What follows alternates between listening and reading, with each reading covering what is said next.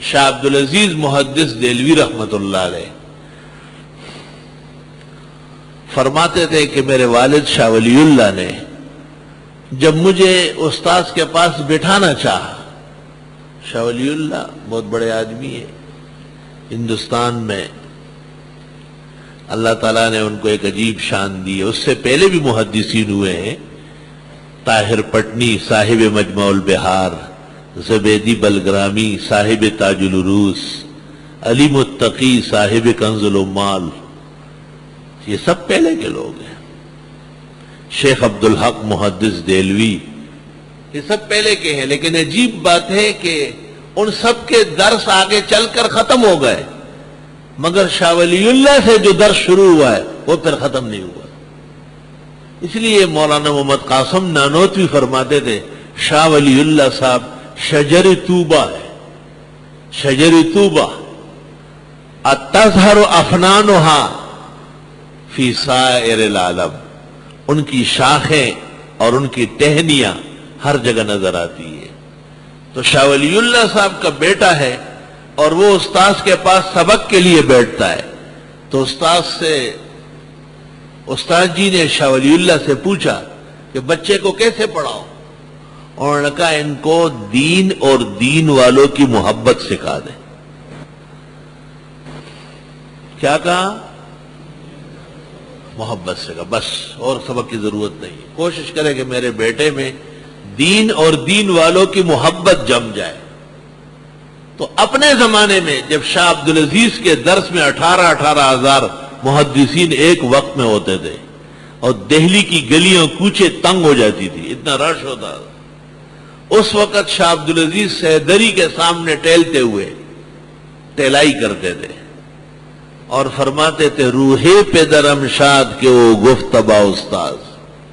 میرے والد صاحب کی روح کو اللہ تعالیٰ تر و تازہ رکھے، جنہوں نے میرے استاذ کو کہا تھا فرزند مرا عشق بے آموز دیگر ایج، میرے بیٹے کو دین والوں کا عشق اور محبت سکھائے اور کسی چیز کی ضرورت نہیں، کیونکہ محبت تجھ کو آداب محبت خود سکھا دے گی.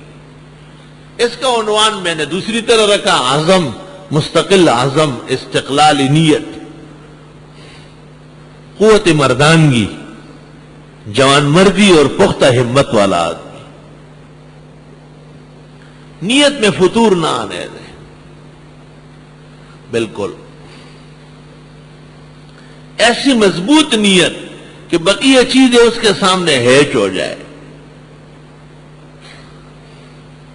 پیغمبر نے کیسی تنبیہ کی، وہ جو صحابی کا گھر بن رہا تھا اور آپ تشریف لائے، اس سائڈ پر اور اس سائڈ پر کچھ جگہ خالی تھی اوپر دیوار میں. آپ نے پوچھا یہ کون سی جگہ ہے، کیوں رکھی ہے؟ اس نے کہا یہ ٹھنڈی ہوا آنے کے لیے کہ کمرے میں حبس نہ ہو جائے. آپ نے فرمایا کاش کی نیت کر لیتے کہ یہاں سے اذان کی آواز سنوں گا، تو جب تک یہ مکان رہتا آپ کو ثواب بھی ملتا اور ٹھنڈی ہوا بھی آتی. یہ کام ہے نبی کا اور نبی کے لوگوں کا کہ وہ لوگوں کے ارادوں میں بلندی پیدا کرتے ہیں. ایک آدمی زمین میں بیج ڈالتا ہے گندم کا، آپ اس سے پوچھیں کہ کیوں ڈالتے ہیں، وہ کہے گا گندم چاہیے، اناج چاہیے. اب بھوسا، گھاس، ہرا وہ خود ہی ساتھ آتا ہے، کیونکہ مقصود جب بلند ہو تو غیر مقصودی چیزیں وہ تو ساتھ تبع ہو کر کے آتی ہے، تابع ہو کے چلتی ہے نا. اور اگر وہ آپ کو کہے کہ مجھے بھوسا چاہیے بھینس کے لیے، تو آپ کہیں گے کتنا کم عقل ہو، بھوسا تو تب ہوگا کہ پہلے اناج پیدا ہوگا. تو مقصود زندگی قوام حیات اناج ہے، بھوسا تو نہیں ہے، وہ تو جانوروں کا خوراک ہے. بس یہی فرق ہے شرائع میں اور غیر شرائع میں، کہ شرائع نے لوگوں کو وہ ترتیب اور وہ تدوین اور اس طرح تربیت فرمائی کہ لوگوں کے عزائم اور ارادے سربلند ہو جائیں. اللہ اکبر، اللہ اکبر. اور میں سمجھتا ہوں کہ جس طرح ائمہ حدیث نے بڑی کتابوں میں ابتدا کے اندر حدیث انما الاعمال رکھی ہے، وہ اسی مقصد کے لیے کہ دنیا سے دین بن جائے اور عام زندگی سے خاص زندگی بن جائے اور ثواب محفوظ ہو جائے، اور جب نیت صالح ہو اور مستقل ہو تو آدمی پیچھے ہٹتا نہیں، پیچھے نہیں ہٹتا ہو۔ یہ سیاسی لوگ اور جیسے بھی ہمارا ان سے کوئی واسطہ نہیں ہے، لیکن ایک بات میں قابل تحسین ہے، گرفتاریاں اور قسم قسم کا FIR کٹنا، پولیس ان کا تعاقب کرتی ہے اور ہر افسر اور وزیر ان کے خلاف، لیکن وہ ہے بلا کا ہمت، جہاں اس کو موقع ملے اسی طرح تقریر کرے گا، اور جتنے جلسے میں ان کا ہنگامہ ہو جائے اور مقدمہ درج ہو جائے وہ سمجھ لیتے کہ ہمارا جلسہ بہت زیادہ کامیاب ہو گیا ہے، حکومت کے نوٹس میں آ گیا ہے۔ چنانچہ یہ قاعدہ بن گیا کہ جس لیڈر کو فیل کرنا ہو اس کا نوٹس حکومت نہیں لیتی، اور جس لیڈر کو سامنے لانا ہو، اس کی اہمیت پیدا کرنی ہو، اس کی وارنٹ کاٹ دیتی ہے، اس کے اوپر پابندی لگا لیتی ہے، اس کو جیل کے اندر سلاخوں سے باندھ لیتی ہے، اور عوام کے اندر ان کے لیے ہمدردی پیدا ہو جاتی ہے، جوش خروش آ جاتا ہے، اور ایک دن لالا روانہ ہو جاتا ہے آنسو سے روتے ہوئے۔ تو منکر قانون مکافات عمل تھا، لے دیکھ تیرا عرصہ محشر بھی یہی ہے۔ اللہ تعالیٰ انجام بخیر فرمائے۔